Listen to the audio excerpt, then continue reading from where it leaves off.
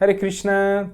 Olá a todos, eu sou o Nissim Hernanda e estamos de volta com mais um vídeo do Clube do Dharma da série Fundamentos do Vedanta e dessa vez falando sobre o que é Dharma de acordo com Vedanta, né? Dharma, que inclusive é a palavra aí que está encabeçando o nome do nosso canal, né? E é um conceito assim bem importante, né? Dentro da tradição do Vedanta, dentro da tradição do Yoga. Até uma das perguntas assim que as pessoas mais fazem é como que eu posso transformar karma em dharma, né? Então, assim, é um conceito muito vivo, muito dinâmico, muito interessante, né? E que desperta assim a curiosidade de muita gente. O que significa dharma mesmo, né? Dentro da tradição do Vedanta? Bem, a palavra Dharma é uma palavra muito antiga. Na verdade, a gente já vai ver referências à palavra Dharma lá no Rig Veda, que é o texto védico mais antigo. E a palavra Dharma normalmente ela vai aparecer no Rig Veda na forma, né, assim, de Dharman, que significa sustentador, suporte, né? Essa que é a ideia da palavra Dharma, né? Dharma é aquilo que sustenta algo. E a palavra Dharma, ela tem essa forma, né, no sânscrito clássico, no sânscrito védico, mas a gente vai encontrar a palavra Dharma em muitas outras línguas, né, assim, dialetos indianos, ou até mesmo em alguns dialetos, assim, do Oriente Médio. Por exemplo, em Pali, a palavra Dharma, ela aparece na forma Dhamma, né? Em alguns dialetos indianos contemporâneos é comum falar Dharmi.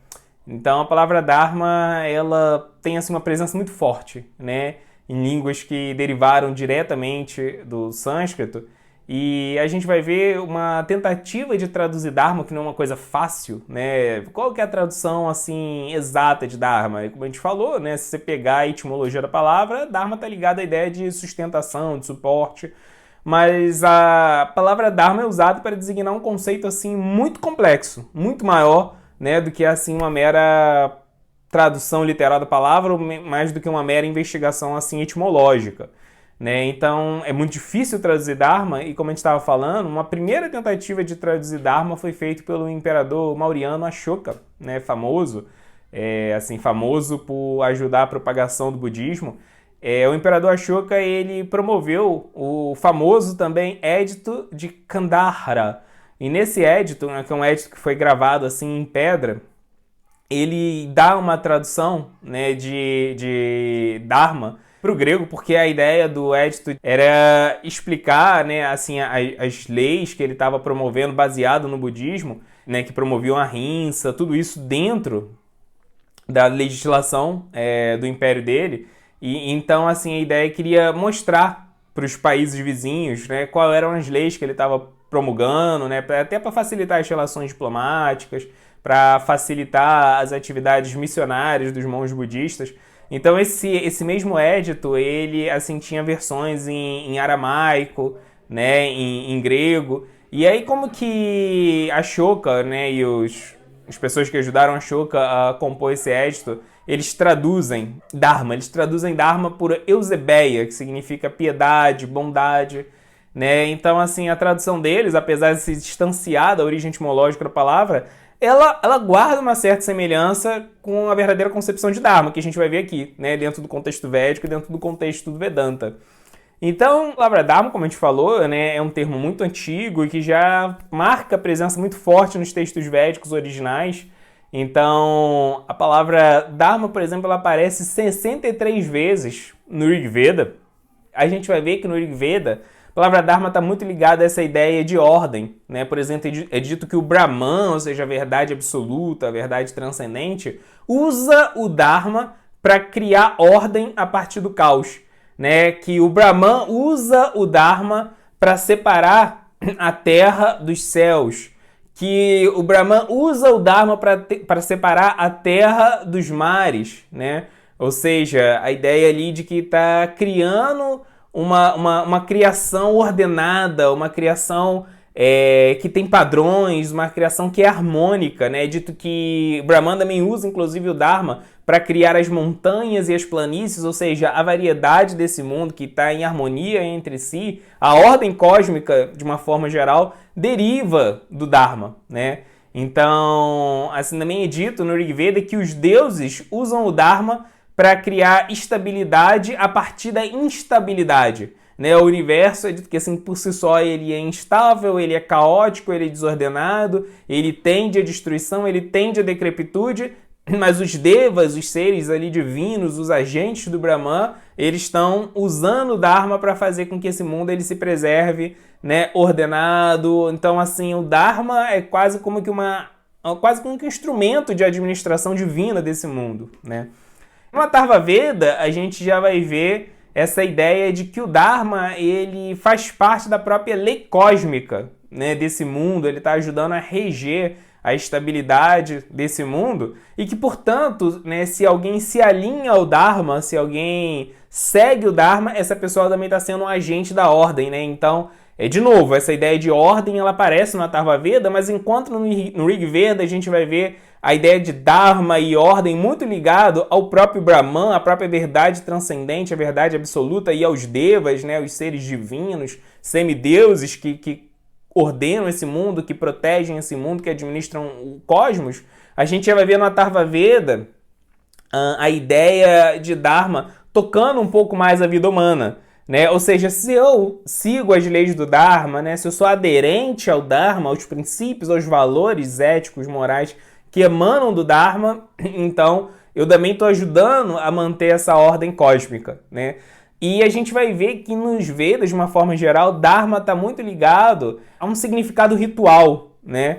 Então, quando eu faço lá as cerimônias, porque, lembrando, né, os textos védicos originais, eles eram compostos por samhitas, que eram inários, né, conjuntos de coleções de mantras, por brahmanas e aranyakas, que eram explicações elaboradas, né, dos rituais que acompanhavam esses mantras, né? Você entoava os mantras enquanto fazia determinadas cerimônias, determinados rituais que eram feitos ali para ajudar a você a meditar no significado do mantra que estava sendo entoado, né? E entrar em outro nível de consciência.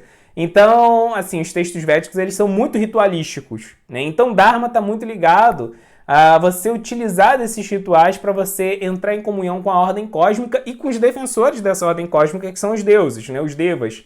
Então, dentro dos Vedas, também a palavra Dharma ela aparece muito associada a outra palavra, que é Rita, né? Rita é a ordem cósmica em si, né? Depois a gente vai ver que nos textos posteriores, a palavra Rita ela vai diminuindo o uso dela, ela meio que entra em desuso, né? Porque nos textos védicos é dito que existe a ordem cósmica, que é Rita, e Dharma é uma emanação de Rita, é um aspecto de Rita, né? Então a gente vê que Dharma faz parte da ordem do mundo, né? Mas depois nos textos posteriores a palavra Dharma já é usado para indicar essa ordem, né? Como se nos primeiros textos você tem Rita e Dharma e depois vira tudo uma coisa só, né? As duas palavras passam a virar uma só, você usa Dharma para cumprir os dois propósitos, né? Tanto para dizer a ordem do mundo, né? A ordem cósmica que sustenta o universo, quanto as leis morais que a gente segue para contribuir com essa ordem, né? E a palavra Dharma, ela também já vai ser muito usada nos textos védicos originais, em oposição a outra palavra que a gente já viu aqui na série do Fundamentos, né, que é Maya, a ilusão material, a ilusão que é proporcionada dentro do ambiente de Prakriti, dentro da energia material, né? Então, Maya, ela, quando condiciona as almas que estão condicionadas à energia material, ela afasta essas almas, né, assim, dos princípios do Dharma. Por quê? Porque ela conduz as pessoas em direção ao egoísmo, ao individualismo, ao hedonismo, né? E o Dharma, ele força alguém a tirar o centro da sua vida de si mesmo e botar o centro de sua vida, né, nessa ordem cósmica. Então existe algo maior do que você, né? Então Maya é visto como o oposto de Dharma, né? São ideias opostas aí. Bem, e nas Upanishads, né? A gente viu que nos Vedas a ideia do Dharma já estava bem forte lá, e ela era já, assim, Dharma já era visto como um princípio de comunhão entre os seres vivos, né, e as divindades, e até mesmo com o Brahman, com a grande verdade absoluta, transcendental. Mas apesar do Dharma já estar muito associado a essa ideia de uma vida correta, de uma vida ética, o foco do Dharma nos textos védicos está muito ligado a essa comunhão com a divindade através de rituais, né? E a gente vai ver que nas Upanishads o foco do Dharma ele já é deslocado para um princípio da verdade, da harmonia, da moralidade. Então, os Upanishads elas vão focar muito mais em estabelecer o Dharma através de uma compreensão sábia, sóbria da realidade, através de um posicionamento ético, né, diante dos dilemas do mundo, muito mais do que simples rituais, né? O Dharma, ele já passa a ter uma visão aí mais introspectiva, né? Ele já passa a ser visto numa perspectiva mais intelectual, mais filosófica, mais metafísica, né? E aí a gente vai ver que a Briha Aranyaka Upanishad, por exemplo, no verso 1.4.14, vai falar que nada é superior ao Dharma. O fraco subjuga o forte através do Dharma, subjugando e superando até um rei. Verdadeiramente esse Dharma é a verdade, Satya. E, portanto, quando um homem fala a verdade, né, eles, os sábios, dizem, ele fala o Dharma. E se ele fala sobre o Dharma, e se ele fala o Dharma, eles, os sábios, dizem, ele fala a verdade, pois ambos são um, né? Ou seja, existe uma harmonia entre a verdade e o Dharma. Se alguém vive de acordo com o Dharma, essa pessoa está levando uma vida verdadeira, uma vida íntegra, né? O Dharma, segundo a visão das Upanishads, é uma vida onde você cumpre todos os seus deveres, onde você assim é responsável, onde você é ético, onde você reflete sobre qual a verdadeira essência da vida. E por causa disso você não tem uma vida materialista, né? Você vive a vida dentro do mundo material, mas mantendo em perspectiva de que existe algo que transcende esse mundo. E, portanto, né, por causa disso, não vale a pena você se corromper, não vale a pena você se degradar por coisas que são apenas recompensas materiais que vão satisfazer assim, seus apetites, né, mundanos. A curto prazo, você tem que almejar, você tem que mirar em algo que seja maior, em algo que seja transcendente de fato, em algo que vai atender assim, aos anseios do Atma, do eu espiritual. Então, assim, a gente vai ver essa preocupação das Upanishads em estabelecer a austeridade como um dos pilares da vida humana, né? A austeridade nesse sentido, sendo entendida como você fazer aquilo que é correto, né? Mesmo que isso seja algo desagradável, você ter esse esforço de se manter objetivo, de não se perder na subjetividade dos seus desejos pessoais, né? Então, se algo é correto, se algo é bom para você, se algo é bom para o mundo, se algo é bom para os outros, né? Se algo é uma expressão da verdade, é uma expressão do desejo divino nesse mundo, mas é algo que é árduo, algo que é difícil, algo que é desagradável, né? Algo que vai contra os seus interesses egoístas, ainda assim você vai lá e faz. Por quê? Porque é certo, né? Porque é verdadeiro.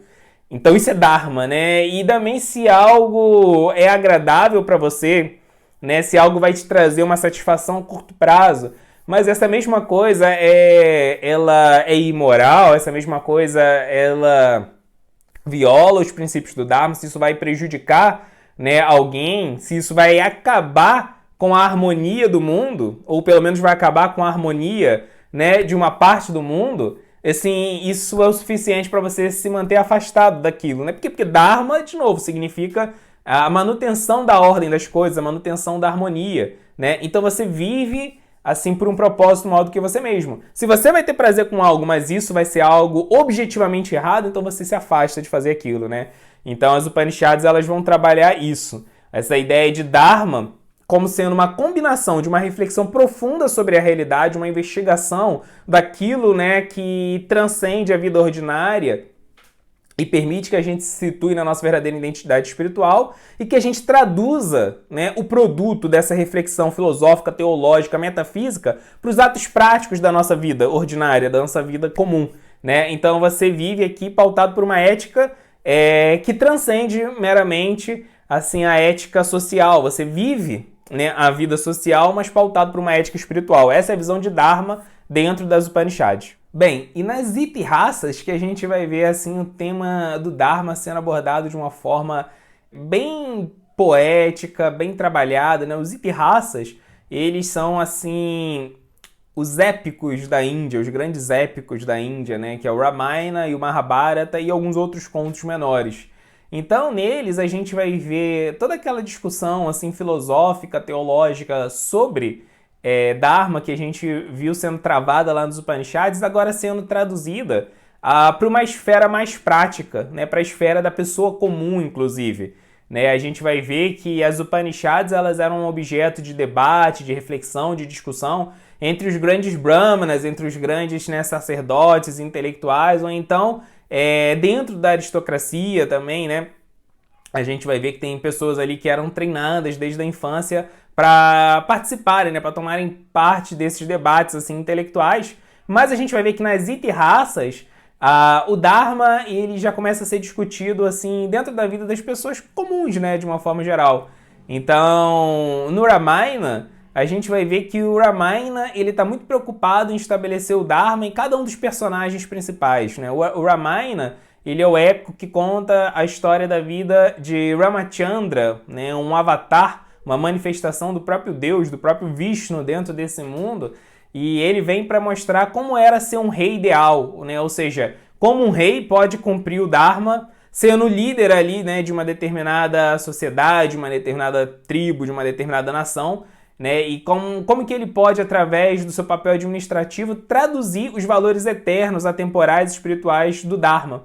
E a gente vai vendo que vários outros personagens do Ramayana, eles são justamente também ali a personificação do Dharma em determinadas circunstâncias, né? Então, Sita Devi, a esposa de Rama, ela também personifica o Dharma. Lakshmana, que é o irmão de Rama, ele também vai mostrar ali como que o Dharma se traduz na lealdade, né? Sita e Rama, eles eram muito leais um ao outro, e Lakshmana também era leal a eles, né? Então a gente vê a relação de Sita e Rama como uma manifestação do Dharma nas relações conjugais. E Lakshmana, que era o irmão mais novo de Ramachandra, o irmão mais novo do rei Rama, ele também mostra ali como que é o Dharma nas relações entre irmãos, né? Então a gente vai vendo assim o Dharma sendo exemplificado através de relações interpessoais, através de atividades vocacionais, profissões, né, de papéis sociais. A gente vai ver também um outro grande símbolo do Dharma, que é Hanuman, né, ali o famoso macaco, que é um servo pessoal de Ramachandra. Então ele também personifica o Dharma, né, através da relação dele de servo, de discípulo ali de Rama.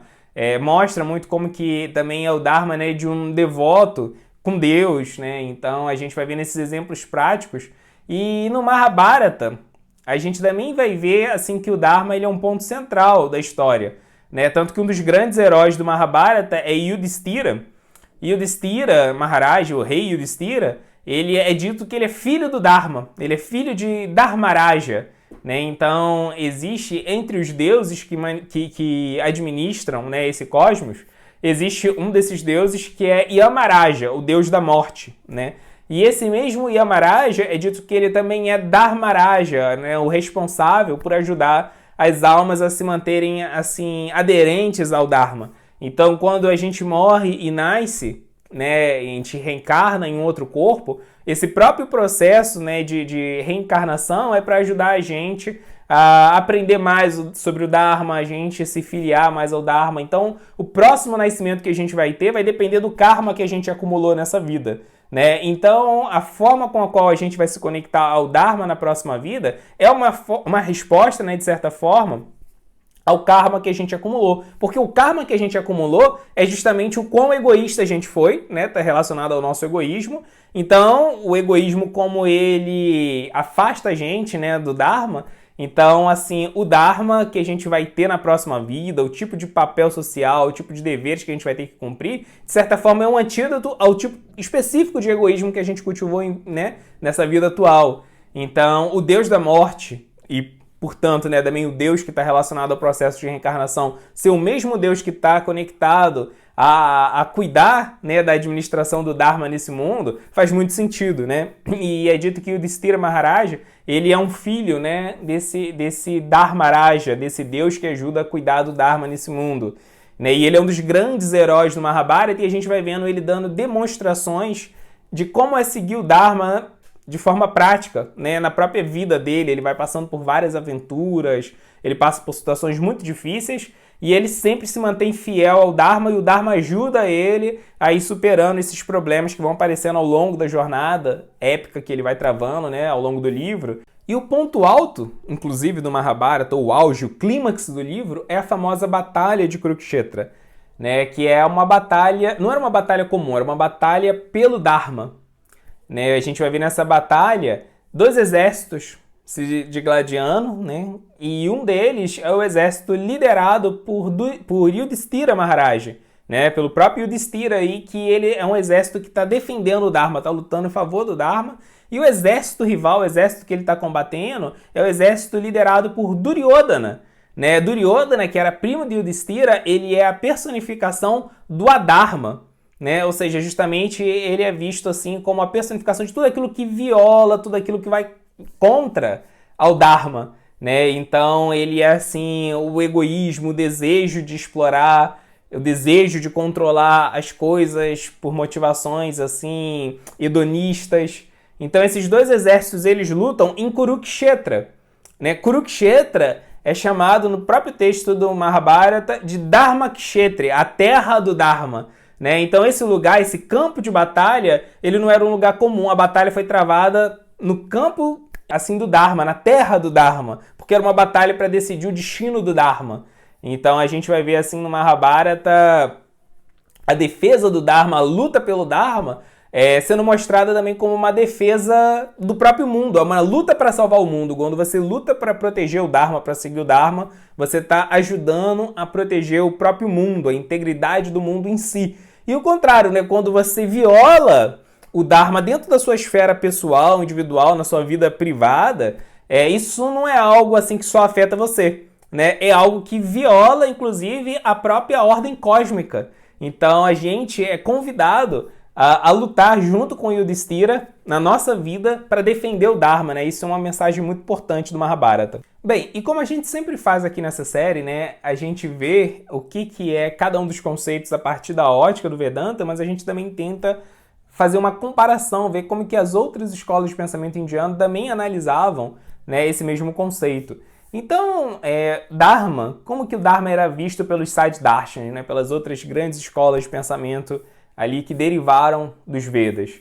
Então, a escola de Sankhya, ela entendia que o Dharma era uma busca individual, né, era uma busca pela bondade individualmente, né? Então, a escola Sankhya, ela está sempre ali tentando entender qual é a diferença entre Purusha, a consciência, e Prakriti, a energia material.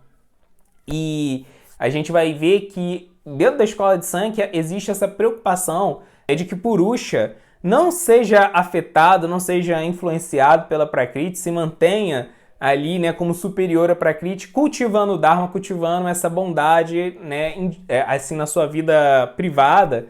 E a gente vai ver que essa preocupação ética ela é muito importante, mas apesar disso, a escola de Sankhya não desenvolveu assim, uma teologia, uma filosofia muito específica sobre o Dharma. O Dharma era tratado assim, de uma forma mais genérica, apesar de ser um tema importante, relevante, né, para os pensadores da escola Sankhya. Eles mesmos não elaboraram assim, uma filosofia muito robusta nesse sentido, né?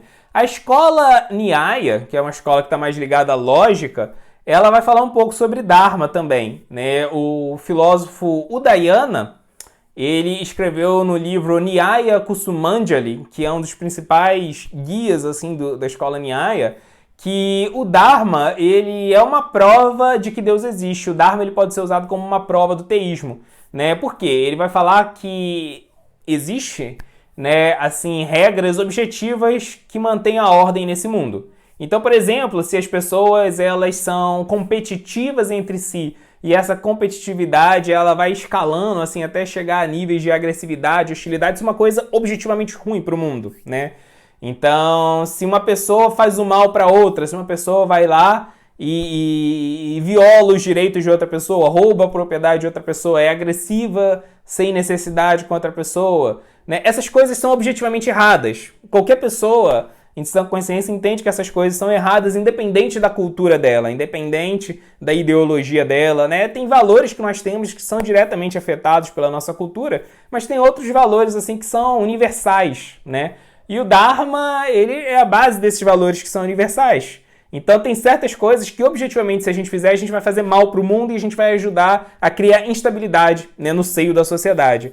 Então o que o Dayana vai falar? Ele vai falar, olha, se existem regras morais objetivas, essas regras morais objetivas elas têm que ter derivado de uma pessoa. Elas têm que ser a opinião de uma pessoa suprema sobre o que é certo e o que é errado.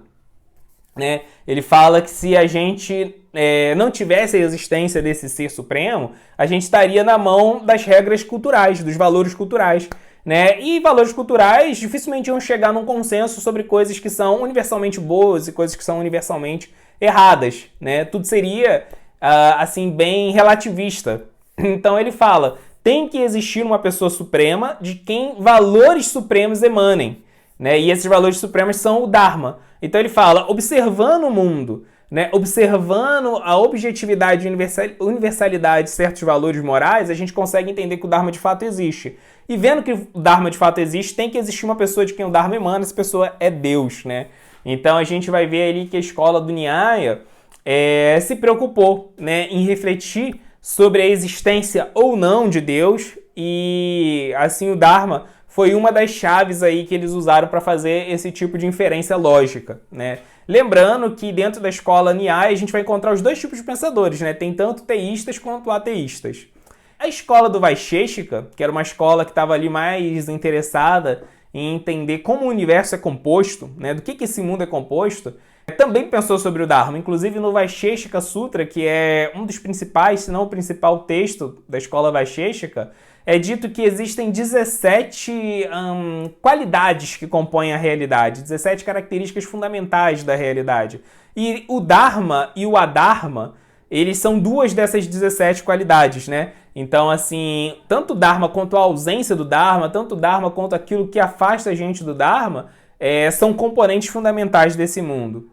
Para o Yoga, também o Dharma é um item extremamente relevante. Tanto que a gente vai ver no Yoga Sutra, principalmente no capítulo 2 do Yoga Sutra, uma reflexão sobre os yamas e os niyamas, que são assim os códigos de conduta que um yogi tem que seguir, né? Dentro do caminho do yoga, como Patanjali ensina, existem 8 estágios que um yogi tem que ir avançando até ele alcançar samadhi, uma visão assim plena, equânime da realidade, que é o objetivo do yoga, né? Essa visão equânime do mundo, essa sobriedade espiritual. Então toda essa jornada para poder chegar em samadhi, ela começa por yamas e niyamas, né? O que são os yamas? Os yamas significa não violência, veracidade, não roubar, ser casto e não ser possessivo. E os niyamas? Os niyamas, eles são relacionados a austeridade, limpeza, satisfação, estudo, né, sobre a nossa verdadeira natureza, identidade espiritual e uma relação de devoção, de rendição a Deus. Então esses 10 itens juntos, eles compõem assim os yamas e niyamas, né, esse guia ético de todo o yogi, e para Patanjali eles são uma tradução prática do que é o Dharma. Então não existe yoga sem Dharma, né, porque é através do Dharma que alguém vai começar a sua escalada até chegar em Samadhi. Então, por exemplo, os asanas, que são as posturas, né, sentadas do yoga, e os pranayamas, as técnicas respiratórias do yoga, elas vêm depois de yamas e niyamas. Então, antes de um yogi, né, tentar seguir esse processo assim mais físico para poder controlar sua mente, antes disso ele tem que seguir o Dharma. Senão, os asanas e o pranayama vão acabar sendo assim meras técnicas materiais, né? Eles não vão permitir a gente ter esse nível de controle da mente que um yogi está buscando. E para a escola Mimamsa, Dharma é um tema extremamente importante, né? Tanto que a escola Mimamsa, ao longo da história, ela foi chamada de vários outros nomes, né? Como Purva Mimamsa, Karma Mimamsa ou Dharma Mimamsa. O tema de Dharma é tão importante para a escola Mimamsa que ela até chegou a ser chamada de Dharma Mimamsa também, né? Então, para os pensadores da escola Mimamsa, o Dharma, o conhecimento sobre o Dharma, ele só pode ser obtido através de cognição verbal, né? Então a única forma da gente entender o Dharma é discutindo sobre ele, né? Pessoas assim que sejam pensadores, pessoas que assim sejam maduras, elas têm que sentar e conversar sobre o que é o Dharma, a partir das suas próprias experiências, a partir de uma reflexão, né, sobre o que os Vedas revelam.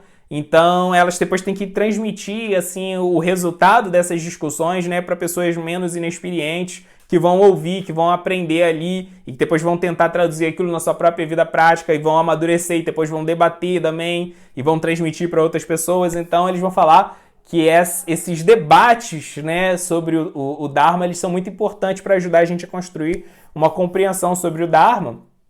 uma compreensão clara, objetiva, e eles vão falar que dentro dos textos védicos, a principal assim, fonte, a principal referência para a gente entender os dharmas são as Samhitas e os Brahmanas, né? Então, assim, eles vão olhar lá para os inários e eles vão olhar para os textos ritualísticos para poder tentar encontrar assim uma definição sobre o que é Dharma, para poder encontrar conceitos claros sobre o Dharma, porque é importante a gente entender que a escola Mimamsa é, antes de mais nada, uma escola ortoprática, né? Ou seja, para ela, mais importante do que aquilo que você acredita, mais importante do que aquilo que você entende sobre o mundo, é aquilo que você faz no mundo, né? Então, para eles, é muito mais importante você fazer ações corretas do que ter uma compreensão correta da realidade, né?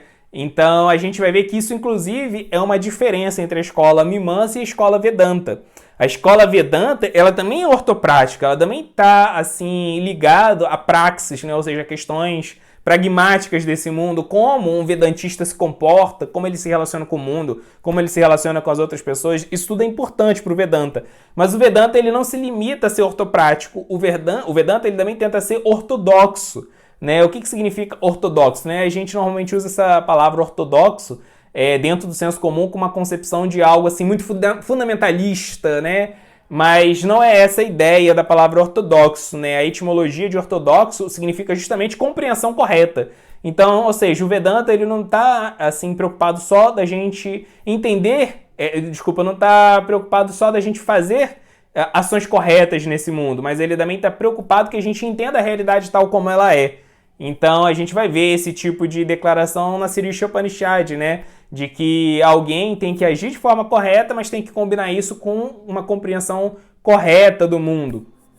Então, agora vamos ver o que o Vedanta fala sobre Dharma. Qual é a principal base do Vedanta para o Dharma? A gente sabe que o Vedanta, ele tem ali como suas principais referências as Upanishads, o Vedanta Sutra e a Bhagavad Gita, né? E a gente já viu um pouco assim da visão das Upanishads sobre o Dharma, e o Vedanta Sutra ele segue bem a linha das Upanishads em relação ao Dharma.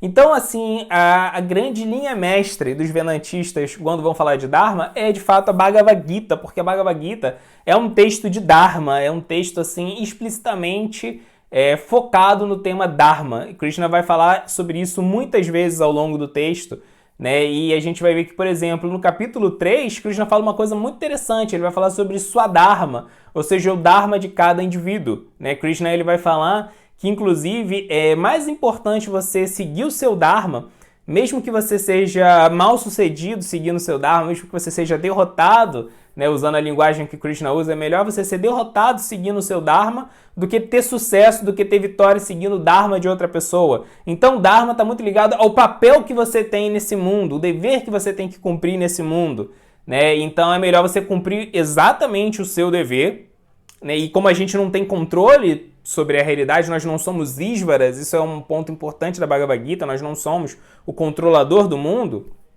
Então, como a gente não é o controlador, né, nada garante que se eu seguir o meu Dharma, todas as coisas vão acontecer assim, certinhas, do jeito que eu imagino, né? A gente não tem controle sobre o fruto das nossas ações, né? Então, quando a gente segue o Dharma, mesmo que aparentemente a gente não tenha sucesso, a gente já teve sucesso por seguir o Dharma. Cada um tem que ficar fixo ali no seu dever, né? E esse dever, ele se manifesta através, né, da nossa natureza pessoal, das nossas tendências, da nossa vocação. Então, por exemplo, se uma pessoa ela tem a vocação de ensinar, né, ela pode achar que se ela for um grande gestor, um grande administrador, apesar dela não ter nenhuma aptidão para esse tipo de coisa, apesar dela não ter, às vezes, assim, um interesse, isso não traz nenhuma satisfação pessoal para ela, mas ela pode achar que ela vai ter mais sucesso na vida sendo uma grande administradora, uma grande gestora, do que um pedagogo. Como um pedagogo, ela vai ter que lidar com limitações de recursos, né? Vai ter que se indispor com algumas pessoas e coisas do tipo.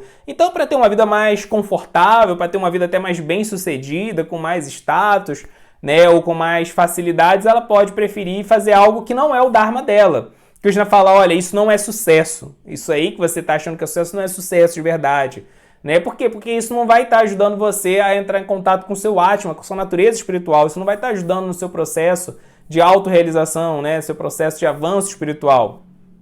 Né? Isso não vai estar ajudando, inclusive, nem para esse mundo. Uma pessoa, ela de fato colabora para o bem-estar do mundo, né, para a ordem do mundo, de novo, voltando a esse ponto da ordem do mundo, né, quando ela segue o Dharma dela. Então, assim, da nossa perspectiva limitada, a gente que não conhece o fruto das nossas ações a longo prazo, a gente pode achar que a gente vai estar sendo mais bem-sucedido ou até colaborando mais para o mundo, fazendo algo que é contrário ao nosso Dharma, mas a gente não vai estar, né? Pode ser, voltando àquele exemplo ali do pedagogo e do gestor, pode ser que você ache que você está contribuindo mais para o mundo, sendo ali um grande administrador, mas pode ser que você, como pedagogo, você não veja durante, né, a duração da sua vida os frutos do seu trabalho, mas pode ser que as pessoas com quem você ajudou ali a educar, elas, ou então pessoas que elas também vão ajudar, vão ter um impacto decisivo muito grande no mundo no futuro, né? Então, Krishna, ele estabelece esse ponto do Swadharma. Cada pessoa, ela tem que, assim, ser muito leal ao seu Dharma pessoal, à sua responsabilidade pessoal com esse mundo, né? E Krishna, ele fala também uma coisa muito importante no capítulo 4 da Bhagavad Gita. Ele fala que ele é a fonte do Dharma, né? Krishna fala Dharma Sanstapanataya Sambhavami Juge Juge, né? Ele fala que era após era, eu mesmo venho nesse mundo para restabelecer o Dharma. Então Krishna, ele fala que ele, através dos seus avatares, das suas manifestações divinas nesse mundo, ele vem para ensinar o Dharma, para restabelecer o Dharma. Ou seja, o Dharma, a ordem cósmica, só pode ser estabelecida pelo próprio Deus, né? Então, duas coisas importantes aí. O Dharma, ele é tão importante que Deus mesmo em pessoa vem nesse mundo para restabelecer o Dharma. E a fonte do Dharma é o próprio Deus, né? Nenhuma alma condicionada por Maya vai ser capaz, assim, através das suas reflexões, através da sua filosofia, de chegar a um consenso sobre o que é o Dharma, numa definição, assim, exata do Dharma. E a própria Bhagavad Gita é um exemplo disso. A Bhagavad Gita, ela acontece, né, assim, o diálogo da Bhagavad Gita, ela começa justamente por causa de um dilema ético onde Arjuna se encontrava e ele se via incapaz de resolver esse dilema. Então, assim, ao longo da vida a gente vai se deparar com vários paradoxos desse tipo, né? E como encontrar uma resposta objetiva, né, para esses dilemas da vida. Então, Krishna, ele vai estar mostrando aí que só dele, né, só da divindade totalmente transcendental, pode vir o Dharma, né? Então, todos nós temos os nossos vieses materiais. Por causa disso, toda conclusão que a gente chegue sobre o Dharma vai ter um tipo de viés. O Dharma totalmente puro, transcendental, tem que vir da pessoa suprema transcendental, que é Deus, né? E aí, uma vez que a gente recebe essa reflexão, essa revelação de Deus sobre o que é o Dharma, a gente pode, né, refletir sobre ela e chegar a conclusões práticas de como viver o Dharma na nossa vida. Mas a gente precisa ser exposto primeiro à revelação do que é o Dharma a partir do próprio Deus, né?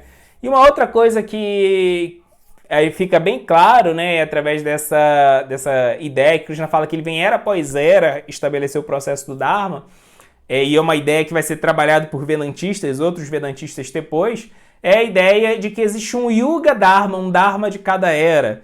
Então, uma coisa assim que era um Dharma principal em uma determinada era, pode não ser o Dharma principal de outra era, né? Porque o mundo muda, né? Então, assim, o Dharma principal muda junto com o mundo, né? Por isso que Krishna também vem era após era nesse mundo para ali atualizar o Dharma, trazer o Yuga Dharma, o Dharma de cada era, né? Krishna vai falar também sobre Dharma em vários outros, assim, capítulos da Bhagavad Gita. A gente tem aqui no Clube do Dharma, inclusive, uma série chamada O Dharma na Bhagavad Gita, e a gente vai falando sobre Dharma em cada um dos capítulos da Bhagavad Gita, mas no auge, assim, da Bhagavad Gita, na conclusão da Bhagavad Gita, que é o capítulo 18, Krishna, ele vai falar duas coisas muito importantes sobre o Dharma. Primeiro, Krishna, ele vai exortar a gente a seguir o Varnashram Dharma. Né? O que significa Varnashram Dharma? Varnashram Dharma é o Dharma dentro da vida social. Então, a sociedade, na época que Krishna ali ensinou a Bhagavad Gita, ela era dividida em Varnas. O que são esses Varnas? São justamente grupos de atividades segundo a vocação de cada pessoa. Né? Então tem 4 Varnas assim, principais: Shudra, Vaishya, Kshatriya e Brahmana. Os Shudras eram aquelas pessoas que faziam trabalhos assim mais práticos. Os Vaishyas eram pessoas que estavam ligadas a atividades mais de produção de bens, né? E circulação assim, da economia. Os Kshatriyas estavam ligados mais à proteção da sociedade, à administração da sociedade. E os brahmanas estavam mais ligados ao conhecimento, à transmissão do conhecimento, né, a atividades educacionais.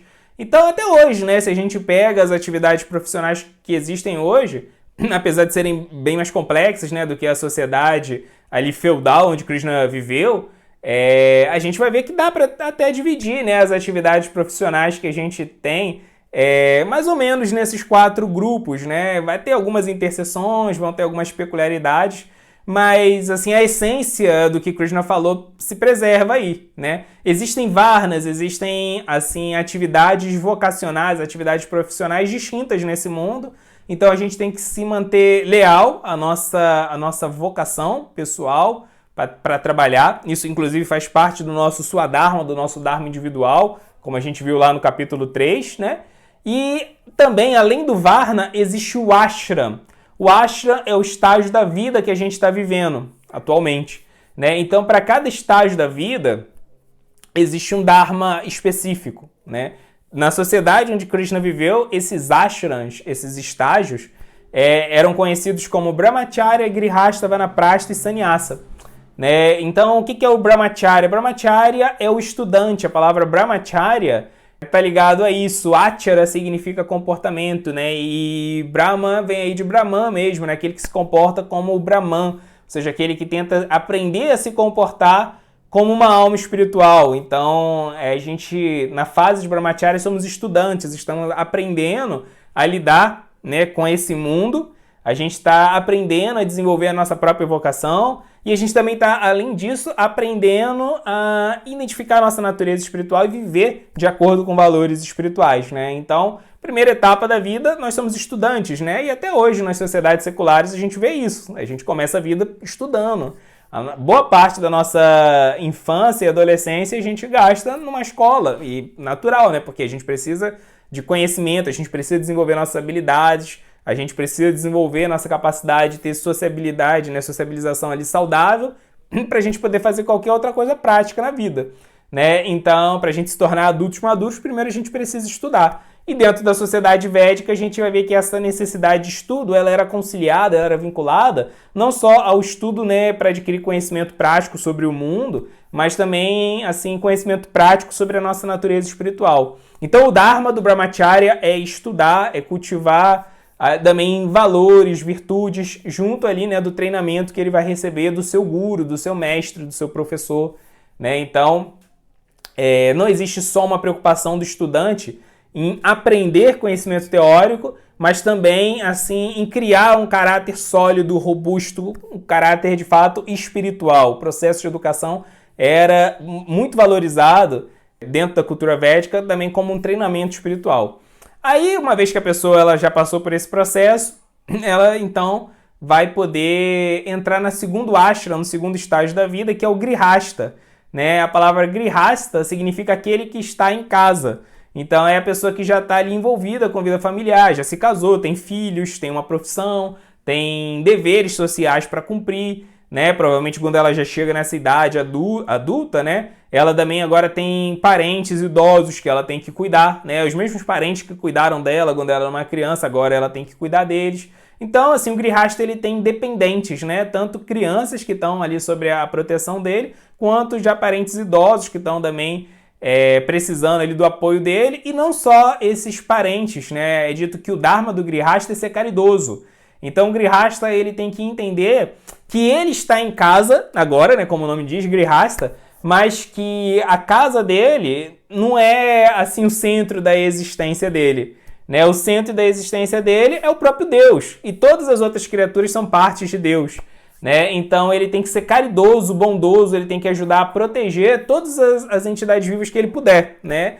Então, ele tem que ali estar ajudando as pessoas desamparadas, ele tem que dar doações, né? Ele não tem que fazer com que o lucro dele seja só para ele. Ele tem que ajudar os necessitados também. E isso inclui, inclusive, seres não humanos, né? Seres animais, vegetais. Então, esse é o Dharma do Grihastha, ser caridoso, proteger, né, quem ele pode proteger os desamparados, né? E uma vez que a pessoa ela já cumpriu ali seus deveres familiares, né? Os filhos já estão criados, já estão maduros, né?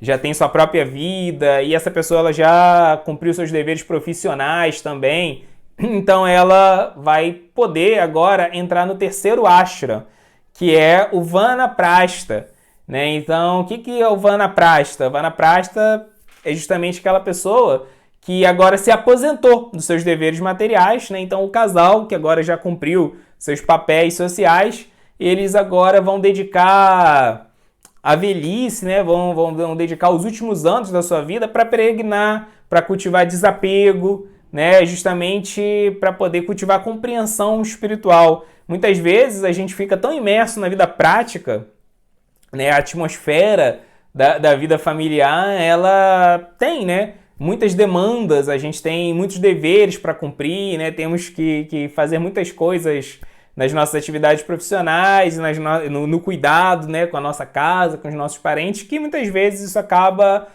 tirando o nosso foco mesmo da investigação e da investigação espiritual, né, do cultivo de conhecimento espiritual e das atividades diretamente ligadas ao cultivo da nossa relação com Deus. Então o Vanaprastha agora ele vai compensar isso. No final da vida dele, já que ele já cumpriu os deveres práticos dele, agora ele vai focar realmente no lado espiritual.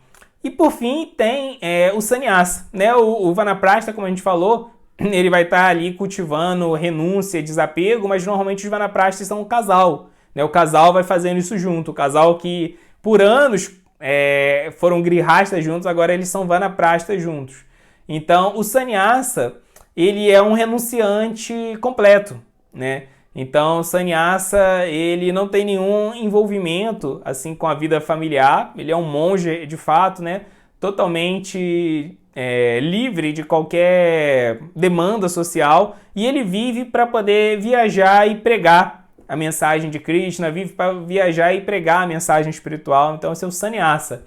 Então, esses são os 4 ashrams, né? O sannyasa não é para todos, nem todo mundo vai chegar nesse nível de ser um completo renunciado. Isso aí precisa de uma maturidade que às vezes não vem nem só de uma vida, mas vem de várias vidas, né?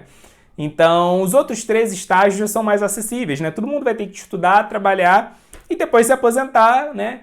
Krishna fala que a gente tem que seguir o Dharma dentro da nossa profissão e o Dharma dentro, né, de cada um desses estágios sociais. Krishna enfatiza muito isso no 18º capítulo da Bhagavad Gita.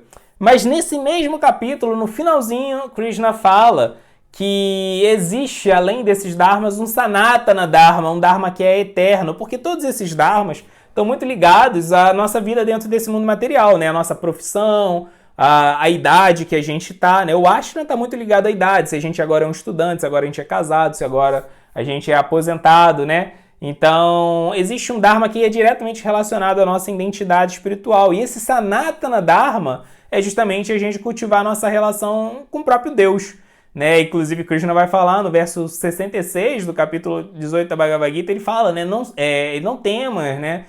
Se renda a mim que eu vou te proteger totalmente do karma.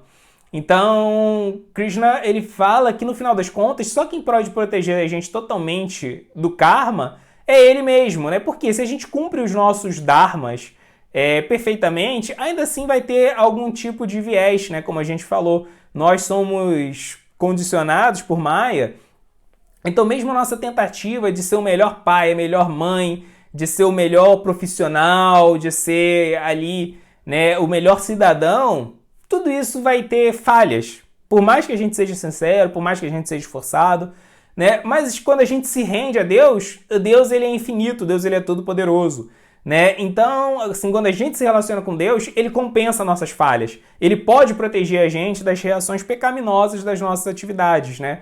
Então, Deus ele vai tornar o nosso avanço absoluto, apesar das nossas limitações. Esse é o ensinamento assim derradeiro de Krishna. Então, ele vai falar que se alguém cumpre os outros dharmas, mas não cumpre esse dharma fundamental, que é cultivar uma relação com Deus, essa pessoa ela ainda vai estar desprotegida, né, do karma. O karma ainda vai estar afetando ela. Mas se alguém cumpre, né, esse dharma principal, ele fala, né, Krishna também fala na Bhagavad Gita, nesse mesmo verso, abandone, né, todos os dharmas e se renda a mim. Então por que ele fala abandone todos os dharmas? Ele está falando que a gente tem que deixar de lado todos esses dharmas que ele ensinou ao longo da Bhagavad Gita? Não é esse o ponto. O que ele está querendo dizer é abandone esses outros dharmas como abrigo. Eles não vão ser um abrigo completo para você, né? Eles não vão poder proteger você completamente. O único abrigo completo é Sanatana Dharma. Então a gente cumpre os outros dharmas, a gente cumpre o nosso dharma profissional, a gente cumpre, né, o nosso dharma ali na família, o nosso dharma como cidadão, a gente cumpre todos esses dharmas como um ato de oferenda a Deus. A gente faz isso tudo para agradar a Deus. Mas o dharma derradeiro, segundo a Bhagavad Gita, segundo o Vedanta, é cultivar uma relação com o transcendente, é cultivar uma relação com a pessoa transcendental, que é Krishna, a pessoa suprema, né? Então tudo isso a gente pode ver aqui na Bhagavad Gita, esse grande manual do Dharma, que tem as conclusões completas sobre Dharma para o Vedanta. O Vedanta vai se debruçar sobre a Bhagavad Gita para desse texto transcendental, fenomenal, tirar, né, a sua visão sobre o que é Dharma. Tá bom, pessoal? Então a gente falou também aqui nesse vídeo que nós vimos hoje um pouco já sobre o tema do nosso próximo vídeo, que é a ideia do guru, do mestre, né? A gente falou que a gente precisa aprender o Dharma, né? A gente também viu que o Brahmacharya, ele era o estudante que estava aprendendo o Dharma com o guru. Então quem é esse guru que ensina o Dharma? Né? Krishna, ele vem nesse mundo pessoalmente para ensinar o Dharma, e o guru, ele é o porta-voz de Krishna, vai ajudar a gente a aprender o Dharma, né? Como foi revelado por Krishna. Então esse é o tema do nosso próximo vídeo. Não percam quem é o guru de acordo com o Vedanta. Tá bom? Então é isso. Muito obrigado a todos. Até o próximo vídeo. Hare Krishna.